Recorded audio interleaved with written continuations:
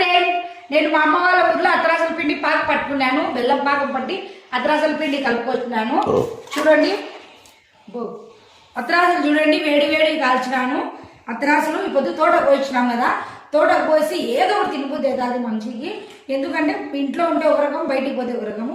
అందుకు స్నాక్స్ మాదిరి అత్రాసలు చేసిన. చూడండి ఎంత బాగా కాల్చినాను. చూడండి మెత్త జల్జాడికి జల్జాడికి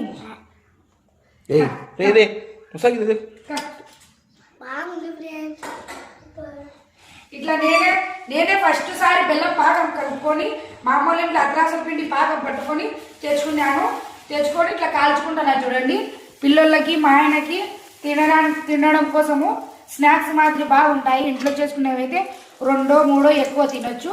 అందుకోసము కొనుక్కునేవి తినలేము కదా. మొన్న సంక్రాంతి సెలవులో మా అమ్మల ఊరికి పోయినాము. మా అమ్మల ఊరిలో పిండి తెచ్చుకున్నాం, మా అమ్మ పట్టించి ఇచ్చింది.